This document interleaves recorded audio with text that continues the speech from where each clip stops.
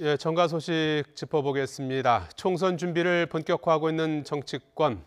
이번 설 연휴를 맞아서 민심 잡기에 총력을 기울이고 있지요. 민주당은 당내 거물급 인사들의 출마 지역이 속속 윤곽을 드러내고 있고, 한국당은 공천관리위원회 구성을 마무리하고 역시 대대적인 물갈이를 예고하고 있습니다. 이 자리에 최영일 시사평론가, 이종훈 정치평론가 두 분 모시고 총선 관련 얘기 해보도록 하겠습니다. 안녕하십니까? 안녕하세요. 예, 안녕하세요. 자, 먼저 총선을 앞둔 설 명절을 지금 맞고 있는데요. 네. 여야 모두 설 민심 잡기에 요즘 아주 바쁩니다. 오늘 앞다투어서 새해 논평을 나누었는데요. 화면 잠깐 보시겠습니다. 예, 더불어민주당은 서민경제에 희망을 줄 수 있는 경제 활력 대책 마련에 최선을 다하겠다. 자유한국당은 문재인 정권의 폭정에 결연히 맞서 싸우겠다. 바른미래당은 국가 미래 추구하고 국민 안녕을 찾는 실용주의 개혁 정치를 앞장서겠다. 자, 최영일 평론가님. 네, 사실 이제 선거는 구도가 중요하고 맞습니다. 그거야 이제 어떻게 짜여지느냐 이제 이런 그렇죠. 부분이지만은 더 중요한 것이 하나의 메시지 아니겠습니까? 맞습니다. 그러니까 이번 지금 총선에서 예. 어떤 메시지를 가지고 여야가 싸우겠구나 이런 걸 알 수 있는 핵심이죠. 대목이죠. 네, 오늘 설 명절에 네. 저도 저녁 식사를 이제 어머님 댁에서 예. 삼남매 가족이 모였는데 예. 우리나라는 희한하게 기승전 정치예요. 아하. 정치 얘기가 나오더군요. 예. 그런데 예전에는 그냥 막 싸웠는데 오늘 보면서 흥미로웠던 점은 정말 이 의식 수준이 높아져서 예. 설득전을 펴니다. 가족끼리도 안 싸웠습니까? 안 싸웠습니다. 예. 아주 정말 이 상호간의 설득이었는데 예. 거기에 이제 재료를 제공한 것이 지금 말씀하신 각 정당들의 자 그럼 이제 이 의석을 두고 전쟁을 펼치는 예. 정당들의 메시지 말씀하신 대로 지금 더불어민주당 여당의 경우에는 이 민생 경제 여기에 좀 방점이 있는 것으로 보여집니다. 예. 그러면서도 이제 개혁 작업의 완수라든가 이런 대목들이 또 이제 눈에 띕니다. 그리고 이제 거기에 맞서는 거대 양당의 입장에서 이제 자유한국당이죠. 예. 의석 108석. 그쪽은 역시 반문, 정권 심판론 예. 이게 이제 앞에 나오고요. 예. 그런데 본인들의 그러면 한국당의 컨텐츠는 뭐냐? 거기에 대해서는 역시 혁신과 통합. 그런데 좀 감성적으로 거기에 이제 감동적인 통합이 이제 이루어질 것이다라고 예. 이제 예고를 하고 있어요. 바른미래당은 예전에 이제 국민의당 전신을 생각을 해보면 캐스팅 보터 역할을 맡고 있으면서 이 실용주의를 선언을 했고 미래라고 하는 또 단어가 방점이 찍혀 있습니다. 예. 미래 실용주의라고 하면 또다시 안철수 전 대표를 이제 연상하지 않을 수 없는 이 키워드가 담긴 메시지가 나왔다. 이렇게 이야기 드려볼 수 있을 것 같습니다. 예. 이종훈 평론가님은 총선 전략 어떻게 평가하십니까? 예, 뭐 기본적으로는 네. 뭐 정권 심판론 대 야권 심판론이 이제 맞붙을 것 같고요. 예. 이제 그런 측면에서 보자면 지금 이제 정부 여당 입장에서는 이제 방어도 해야 되는 이제 그런 상황인 거죠. 그러니까 네. 정권이 어찌됐건 들어서서 지금 이제 임기 후반으로 좀 넘어가는 그런 과정이기 때문에 어떤 형태로든 정권 심판론을 완전히 피해가기는 좀 어려운 거 아니겠습니까? 예. 그리고 이제 국정에서 성과를 지금 내야 되는 그런 시점이 된 것이고 예.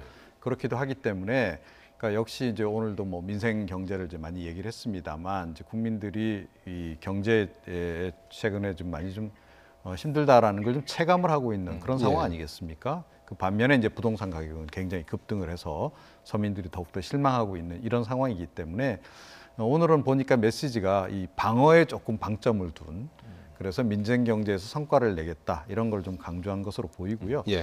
그러니까 바른미래당 입장에서는 뭐 양쪽을 다 공격을 해야 되겠죠. 그러니까 이 좀 최근에도 뭐 논란이 많이 됐습니다만 정치가 너무 양극화돼서 예. 또 이제 양당 정치의 또 폐해가 또 많이 그 연말에 드러나기도 하고 그렇지 않습니까? 예. 그러니까 양쪽을 이제 동시에 공략을 하면서 그 틈바구니에서 이제 본인들의 입지를 이제 넓혀야 하기 때문에 예. 그런 메시지를 좀 내놓은 것으로 이렇게 좀 보입니다. 예. 네. 자, 여야 모두 이제 총선 진영 구축에도 속도를 내고 있는데요. 먼저 민주당에서는 몇몇 거물급 중진들의 지역구가 정해지고 있습니다. 이낙연 전 총리가 종로 출마를 확정지었는데요. 화면 잠깐 보시겠습니다. 종로에서 정치를 펼칠 수 있게 되는 것은 크나큰 영광입니다. 영광과 책임을 기꺼이 떠안겠습니다. 예. 자, 이낙연 전 총리는 선대위원장의 종로 출마까지 어떻게 보면 1인 2역을 해야 되는 상황이죠. 그 부분은 뭐 나름 이제 전략적인 판단을 이제 내렸을 것으로 이제 봅니다만 예. 이제 이게 과연 잘한 선택인지 아니면 끝까지 갈 수 있는 전략인지는 좀 더 두고 봐야 한다 이렇게 생각합니다. 예. 그러니까 지금 뭐 현재까지는 여당이 지금 지지율이 다른 야당들에 비해서 조금 이제 그 높은 수준 아니겠습니까? 예. 그러니까 오차 범위 밖으로 자유한국당보다 앞서 있고 지금 그런 상황이기 때문에 또 문재인 대통령 지지율도 뭐 그런 대로 괜찮게 나오고 있어요. 자, 그래서 이대로만 가면 뭐 이제 총선 이기는데 큰 문제는 없을 것이다 이런 판단을 좀 내리는 것 같아요. 그래서 약간 좀 전반적인 그런 낙관적인 기류가 좀 깔려 있는 것 같고 예. 그런 전제 하에서 이낙연 전 총리 같은 경우에는 지역구 출마도 하는 동시에 전국 선거 유세전을 함께 뛰더라도 크게 부담이 안 될 것이다 이렇게 판단을 지금 내리고 있는 건데요. 예. 그런데 이게 이제 실제 지금 4월 달 정도에 가면 판세가 어떻게 전개될지는 아무도 모르는 거 아니겠습니까? 예. 생각보다 지금 정부 여당이 어려워질 수도 있습니다. 상황에 따라서는.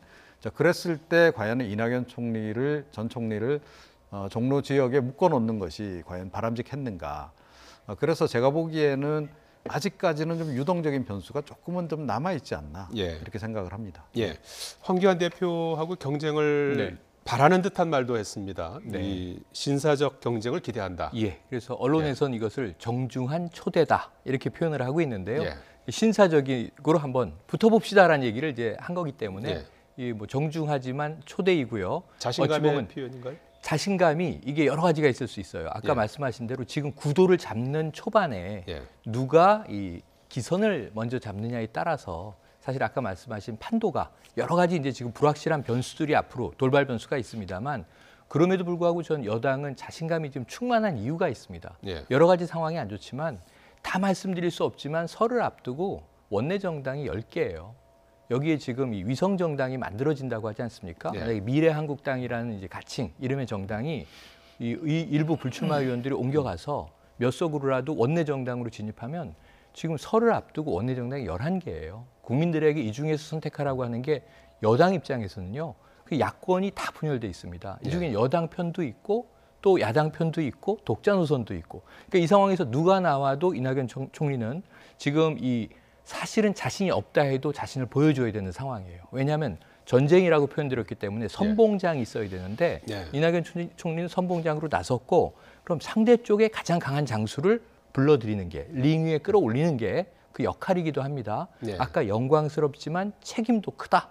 그러면은 이 사실은 뭐 정치 신인과 싸워서 이긴들 무슨 소득이 있겠습니까? 예. 그냥 이제 배지는 얻게 되겠지만 그런 면에서는 황교안 대표와 함께 여기서 빅매치를 치르는 것은 이번 총선의 판도도 가늠할 수 있는 중요한 변수지만 나아가서 이긴다면 1.불사에서 이긴다면 대권에서도 기득권을 줄 수 있는 아주 좋은 기회다. 예. 저는 이낙연 총리는 마다할 이유가 없는 싸움이라고 봅니다. 예. 진다면 또 치명상에 그렇죠. 불가피할 텐데요. 네. 황교안 대표와의 어떤 빅매치 가능성 어떻게 뭐 몇 퍼센트 정도라고 보십니까? 그런데 좀 피해가려는 거 아닌가 싶어요. 예. 그러니까 그럴 생각이 아니었으면 사실은 설 연휴 전에 예. 함께 맞붙겠다라고 선언을 했어야 하는 거죠. 예. 그러면 이제 이 설 연휴 기간 동안에 그 밥상머리 민심도 장악해 가면서 그럴 수 있을 텐데 그걸 좀 살짝 피해간 것으로 봐서는 좀 다른 선택을 하는 게 아닌가.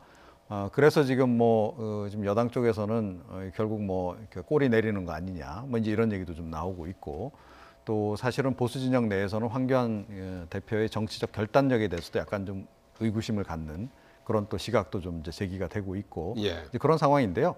황 대표가 여기를 피해가면서 택할 수 있는 좋은 카드가 마지막으로 하나 남아 있긴 하다라고 저는 생각을 해요. 예. 근데 과연 그걸 해낼 수 있을지를 잘 모르겠어요. 어떤 카드죠? 그러니까 완전히 참신한 젊은 그야말로 마크롱급의 인물을 여기에 투입을 하는 거죠.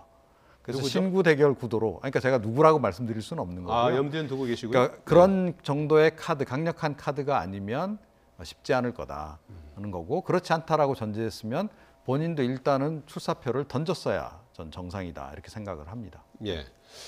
이 피해갈 가능성이 좀 큰 걸로 보시는 것 같은데 최영일 평론가님도 동의하십니까? 네, 아직은 저는 반반이라고 봐요. 반반, 가능성은 남아 있다. 왜냐하면 이 외부의 압력으로 아까 정중한 초대에 말려서 링에 올라가면 이거는 민주당의 수혜, 이낙연 전 총리 수혜 걸렸다 이렇게 볼 수도 있거든요. 예. 왜냐하면 계속 손짓을 하고 있으니까. 그런데 내부에서 자꾸 이렇게 추동하는 압력이 있습니다. 그러니까 종로에 안 나가면 황교안 대표 비겁하다. 이게 외부의 목소리는 도발이라고 이해할 수 있지만 내부의 압력은 부담이 될 수밖에 없는 거잖아요. 왜냐하면 아까 말씀드린 대로 내가 선봉장이고 내가 지금 총사령관인데 내 부하 장수들이 나가라 하면 이걸 마다하면 그런 방법이 뭐가 있냐면 안정적인 지역에서 지역구로 나가느냐.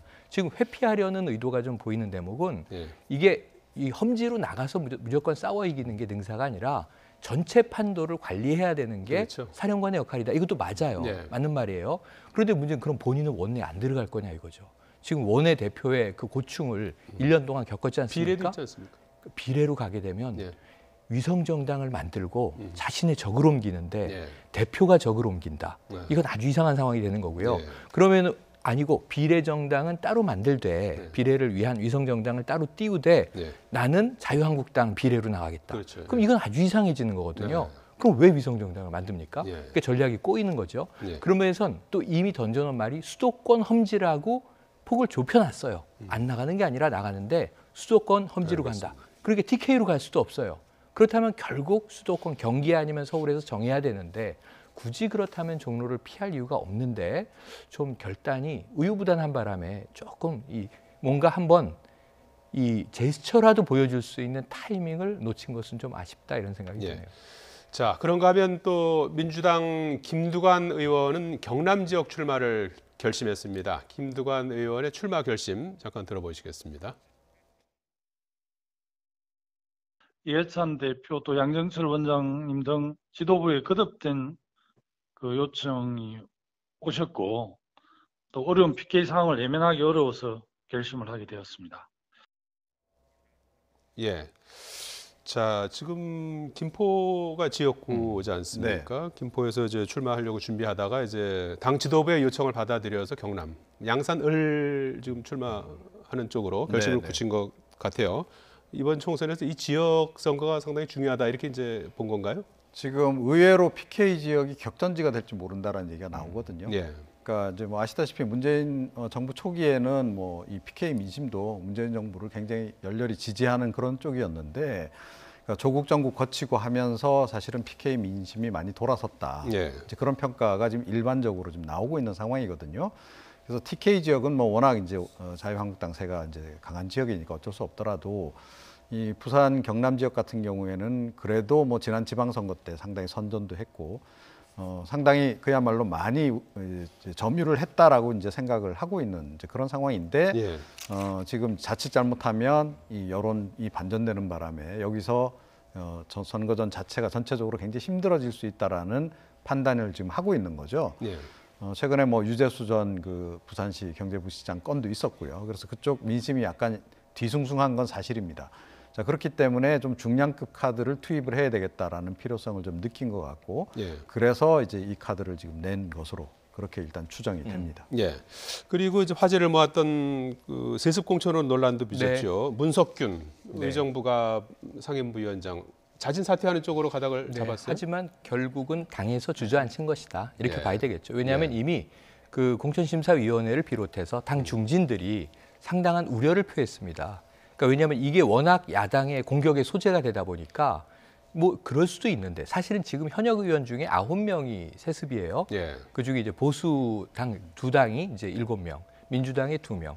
그런데 그게 또 과거에는 공공연히 있어왔던 일이기도 해요. 근데 이번에 이제 문희상 의장이 패스트트랙 격돌 과정에서 어쨌든 이제 밀어붙였고 야당은 거기에 대한 불만이 있었고 그 와중에 사실은 보시면 패스트트랙 공방 때 그냥 본회의장에서 세습공천 비판하는 구호들이 막 난무하지 않았습니까? 그래서 더 불거진 측면이 있는데 뭐 문석균 씨는 개인적으로는 안타까움이 있을지 모르겠습니다만 선당 후사 이야기했고 형식은 자진 사퇴로. 그런데 오히려 좀 기다렸다가 세습될 때도요. 이렇게 부친이 현역에 있고 그것도 어떤 강력한 직위를 맡고 있을 때 아들이 들어가는 경우는 드물었거든요. 한두 기수를 쉬고 그다음에 자연스럽게 이어받는다든가 그런 방식이 많았는데 이번에는 너무 좀 이제 오버랩이 돼 있었다. 공격받을 만한 소지가 있었다. 그런 면에서는 오히려 좀 빨리 서두르다가 나중에라도 언젠가 나올 수 있는 기회에 오히려 조금 오명을 남긴 것은 좀 안 된 사안이다 이렇게 예. 해석이 됩니다. 자, 그리고 민주당 의원들 중에 지금 설 연휴 기간에 좀 잠 못 이루는 분들이 많으실 것 같아요. 그 일단 연휴 다음 날이죠. 28일 화요일이죠. 28일에 그렇습니다. 예. 그 민주당 현역 의원들에 대한 평가를 지금 했다는 거 아니겠습니까? 그 하위 20%를 비공개로 개별 통보하기로 했지요. 예, 그렇습니다. 예. 그러니까 당사자들은 지금 알 수 있을까요? 뭐 여러 가지 지금 설들은 도는데요. 예, 뭐 근데 이제 공개된 이건 적은 없다고 해요. 그렇죠. 예. 그러니까 이 뭐 설을 지금 이제 우리가 믿을 수는 없는 거고, 예. 이제 어차피 발표가 될 거기 때문에. 예. 그런데 이게 이제 공개 발표로 나올 경우에, 그러니까 어떻게 보면 그 당사자 입장에서는 뭐 정치적으로 정치 생명이 끝나는 거나 거의 다름없는 이런 상황이 될 수도 있는 거거든요. 이제 그런 점을 고려를 해서 일단 비공개로 하는 것으로 이제 한 것 같고, 그 다음에 이제 이 설 전에 이걸 발표를 하게 되면 그분들 개인적으로도 굉장히 어렵겠지만 그분들이 또 지역구에 가서 또 그런 얘기를 전달했을 때 지역구 반응도 또 굉장히 뒤숭숭해질 수도 있는 이런 상황이거든요. 예. 그래서 그런 점을 고려를 해서 일단은 좀 뒤로 미룬 것 같고요. 뭐 그렇다고 해서 사실은 결과가 바뀌는 건 아니죠. 그래서 그 통지를 받게 되는 분들 입장에서는 뭐 굉장히 지금 붉은 등이 켜졌다 이렇게 지금 봐야 될 것 같습니다. 예. 자, 이렇게 이제 공천이 본격화되면은 뭐 현역 의원이나 예비 후보들 반발이 터져 나올 수도 있을 네. 것 같은데요. 또 관전 포인트 가운데 하나가 이번 총선에 청와대 출신 인사들이 네. 대거 출마하면서 맞습니다. 이 청와대 프리미엄을 좀 누리라는 것이 아니냐 이제 이런 비판도 있는 것 같아요. 그런 대목은 분명히 있어 보입니다. 예. 강기정 정무수석이 모 매체와의 인터뷰에서 그런 시각으로 보지 말아달라 이렇게 당부를 했어요. 예. 뭐냐면 이분들은 원래 정치 현역에 있던 분들이고 출마할 예정이었고 지역구에서 다 활동을 하고 있던 분들인데 문재인 정부의 성공을 위해서 오히려 청와대에서 불러들여서 일을 시킨 것이다. 예. 그리고 이제 선거의 계절이 돌아왔으니까 자신의 선택에 따라서 정말 이번 총선에 나갈 분들은 이제 청와대에서 풀어주고 예. 그렇지 않고 일을 또 계속 시켜야 될 분들은 남기고 그런데 청와대 출신 60-70명 대거 총선에 뛰어들어 이런 보도는 이제 청와대 입장에서는 불편하다는 얘기를 했죠. 예. 그렇게 볼 수 있는 시각도 있어요. 하지만 문제는 뭐냐면 지금 일단은 청와대 프로필을 안 쓰냐 이거예요. 총선에서. 그건 중요한 작용이긴 하죠. 예. 현 정부에서 뭐 청와대 선임행정관을 지냈다, 행정관을 지냈다, 비서관을 지냈다, 심지어 수석을 지냈다. 이것은 분명히 유권자에게 선택에 영향을 줄 수 있는 중요한 프로필이고 스펙입니다. 네. 그런 측면에서는 비판을 감수하고 문제는 청와대 프로필 하나 들어간 스펙 이상의 인물로서의 그 지역구에서의 아니면 뭐 자기가 직능이 있다면 그 부분에서의 자신이 평생 쌓은 경력을 가지고 승부를 해야 될 것 같거든요. 예. 근데 결국은 이제 공직의 스펙은 매우 이제 주요하게 작용한다. 예. 그 면에서는 저는 야당의 비판도 감수해야 될 것 같고요. 철저하게 지역구에서 유권자의 선택을 받을 수 있는 좀 예. 충실한 준비를 해야 할 것이다. 이런 권고를 드리고 싶습니다. 예. 지금 논란이 되는 인물 몇몇 분들이 계시는데 임종석 전 비서실장 네. 지도부에서 지금 등판을 거론하고 있는 상황이고요. 정봉주 전 의원, 김의겸 전 대변인 이 부분에 대해서는 어떻게 될 것 같습니까? 뭐 두고 봐야죠. 예. 그러니까 정봉주 전 의원 같은 경우에도 어떻게 보면 원포인트 사면을 해준 거 아니겠습니까? 예. 정치가 가능하도록 이렇게 이제 열어준 건데 예. 이제 그 정도로 정정 의원에 대해서는 뭐 이제 청와대 입장에서 뭐 할 일은 다 했다 또는 여당 입장에서도 뭐 할 일은 다 했다. 예. 라고 생각을 이제 할 수도 있을 테고 예. 또 뭐 대중적인 인기가 좀 있는 인물이기 때문에 그래도 당으로 데리고 와서 출마를 시키는 게 더 좋겠다 이런 판단으로까지 이제 갈 수도 있는 겁니다. 좀 그것도 지켜봐야 되는 대목이고 그런데 문석균 씨를 정리한 그런 기류로 봐서는 예. 지금 최대한 그런 위험 변수들을 많이 줄여나가려는 그런 의도가 있는 것 같아요. 예. 자, 그렇게 본다면 김의겸 전 대변인 같은 경우에도 뭐 최근에 결정이 나오지 않았습니까? 예, 그러니까 이 공천에서 탈락시킬지 여부를 아예 결정을 안 내렸고 조금 더 지켜보기로 그다음 본인에게 좀 더 설명을 더 이제 해달라 이렇게 지금 요청한 상태인데 예. 흘러가는 기류로 봐서는 좀 정치적으로 부담이 되는 그런 인물들은 좀 가능한 한 좀 배제하려고 하는 그런 것들이 좀 깔려 있는 게 아닌가 예. 이렇게 생각이 들고요. 그런데 문제는 뭐냐면 조금 전에 그 살생부 얘기도 잠깐 나왔습니다만 그 분들이 출마를 하지 않는 지역에 예를 들어서 청와대 출신들이 어떻게 보면 청와대 경력이 자동 친문 감별이 되는 거 아니겠어요? 예. 그런 이제 자동 인증을 받고 그냥 그 사람들로 만약에 채워진다라고 했을 때는 이 당사자들이 엄청나게 반발을 할 가능성이 높습니다. 그래서 예. 그런 부분을 좀 어떻게 관리를 해 나갈지 좀 이제 그것도 총선에서 한 변수가 될 것 같습니다. 예.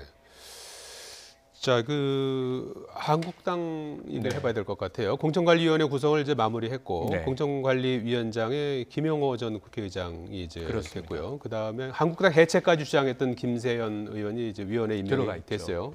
이를 두고서 일부에서는 이제 반발하는 기류도 있는 것 같아요. 내부의 반발 기류가 있습니다. 예. 그런데 지금 이제 이 한국당 자체의 공천이 예. 이 그 공관위의 이제 역할이 한국당 내부에 머물 것이냐. 지금 제가 아주 관심 있게 보는 건 이번 총선의 가장 큰 돌발 변수 중에 하나는 보수대 통합이에요. 예. 아무래도 몇 개 정당으로 분열돼서 나올 것이냐, 하나의 정당으로 합쳐서 나올 것이냐. 원래 박형준 혁통위원장 입장에서는 2월 10일까지 통합을 완료한다. 황교안 대표는 상당히 물러나서 예. 지금 새로운 보수당이 요구했던 양당 통합을 위한 당대당 구성위원회도 받아들였습니다.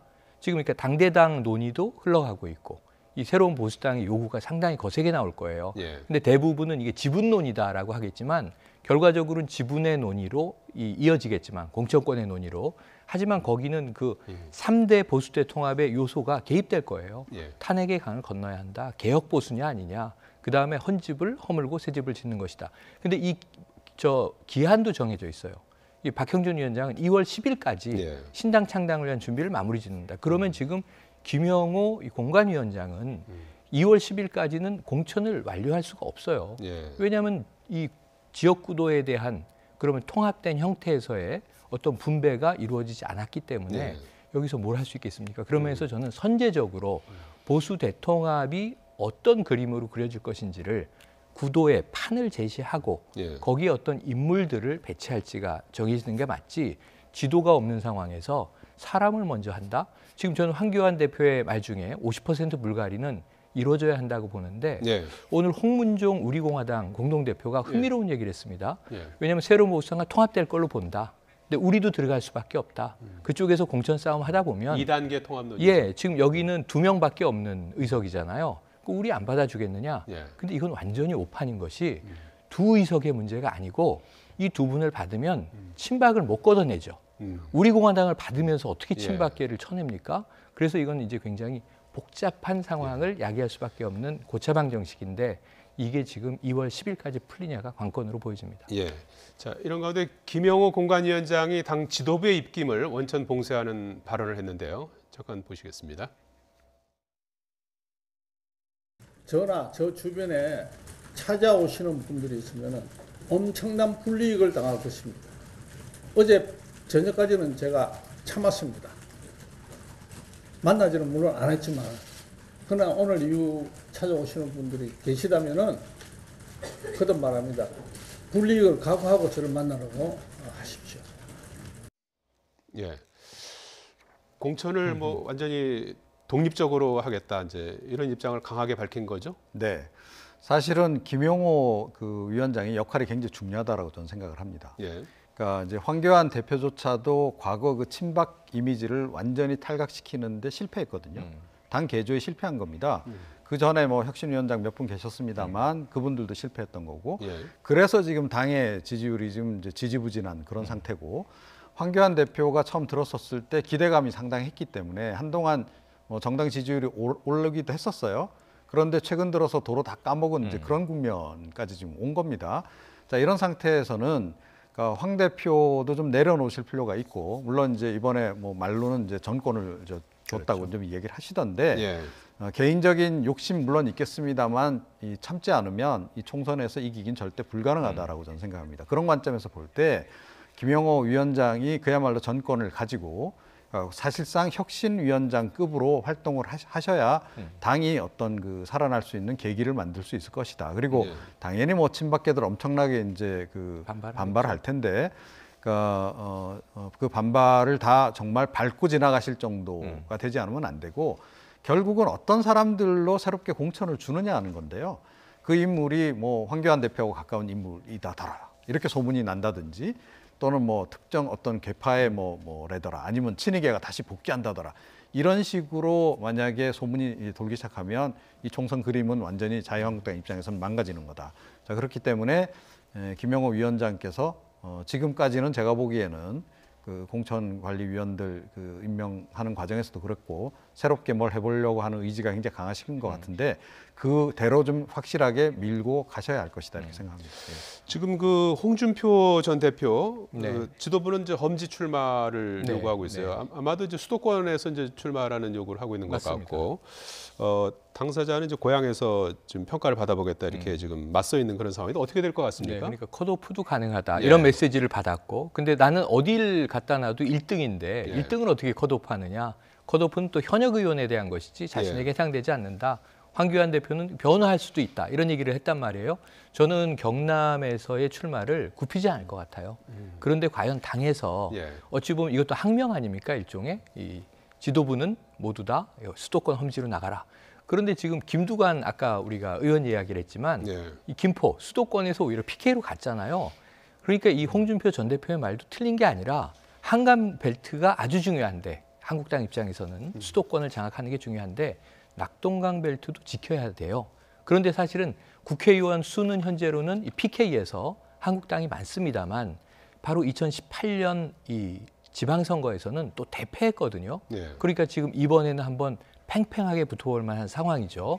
지금 어찌 보면은 이 여당이 더 공세적인 상황에서 홍준표 전 대표의 이야기를 빼고 수도권에 나가서 떨어뜨리고 경남에서 의석 뺏기면 이건 총선 끝나고 계산을 해보면 홍 전 대표 말이 맞았나 이렇게 되는 경우에는 지도부가 또 역풍을 맞을 수도 있습니다. 그래서 여기에 대한 대안이 있고 홍준표 전 대표가 기싸움을 할 게 아니라 전략적 설득을 해야 되는데 그러면 전 지도부들하고 다 모여서 한번 총선 전략을 짜야 되지 않겠습니까? 이게 언론을 통해서만 기싸움을 하는 것은 당내에 바람직하지 않다 이런 생각이 드는 대목입니다. 예, 뭐 시간이 다 돼서 그 이종호 평론가님께도 한 가지만 좀 여쭤보고 마무리 짓도록 하겠습니다. 보수 통합과 관련해서 그 전망을 좀 간단히 좀 해주시죠. 네, 뭐 일단은 뭐 새로운 보수당하고의 통합은 뭐 좀 결과물이 나올 것 같아요. 그런데 그 정도로 과연 이 보수 지지층들이 만족해 할까? 그리고 그것으로 과연 총선 승리 그 이후에 대선 승리까지 가능한 중도층 표심 확보가 가능할까? 이건 의문입니다. 그러니까 도로 새누리당 아닙니까? 그죠? 그런 상태이기 때문에 좀 더 적극적으로 외연을 확대할 수 있는 카드를 좀 던져야 되는데 당장은 사실은 안철수 전 대표하고의 그 통합이라도 빨리 추진하는 것이 더 바람직하지 않을까 이렇게 생각합니다. 예. 자, 정가 소식 짚어봤습니다. 지금까지 최영일 시사평론가, 이정훈 정치평론가였습니다. 두 분 고맙습니다.